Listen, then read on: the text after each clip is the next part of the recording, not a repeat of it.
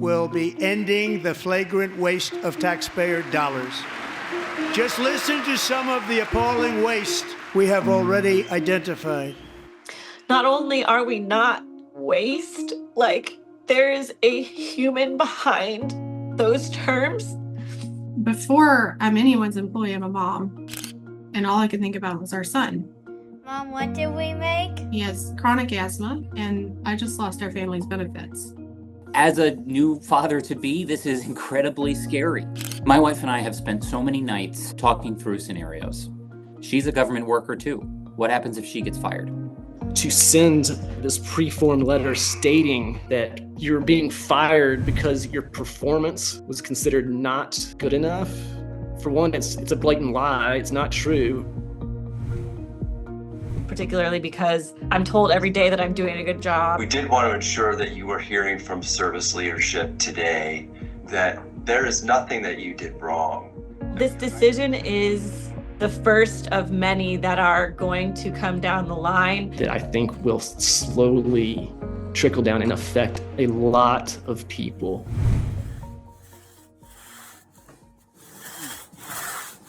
I work as a forestry technician.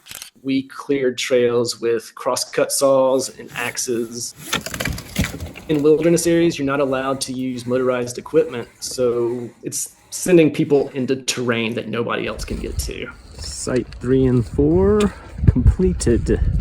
The foundation of this country is its public lands and having access to those to camp, fish, hunt safely. Most Forest Service employees are also firefighters. I was a hotshot firefighter, basically that initial response team that goes to a wildfire.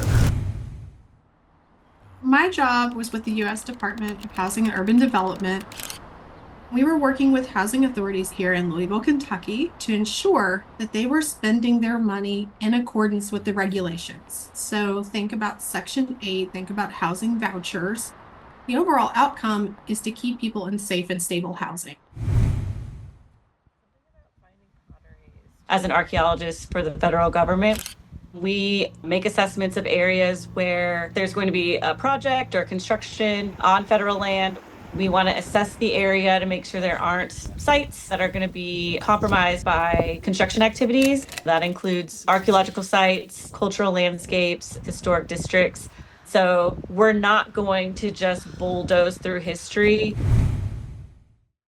As an emergency management specialist for USAID, my work really helped ensure that our people abroad were safe and that they were able to respond to disasters, to prevent a famine, to prevent another atrocity from happening. USAID buys about $2 billion in food that we then deliver as part of that food aid. Those are farmers that we buy from. It's all American produced. But tonight, all that is in jeopardy after the Trump administration's decision to freeze funding for USAID. If it goes past the next couple of weeks, we're going to have to seriously consider closing up shop. I know that I'm working in a department that's already short-staffed. The staff behind the scenes can't finish their jobs. There's a real threat to provide housing for these marginalized groups.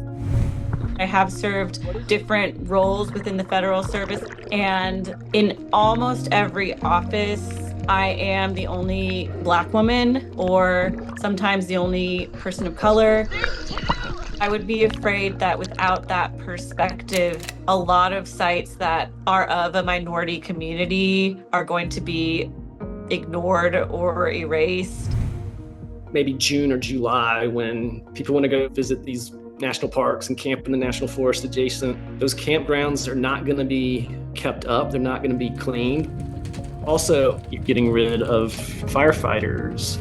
Like, what's going to happen next summer when there is a big fire and they're short of people? Like, what's the plan? Like, is there a plan? We are just getting started.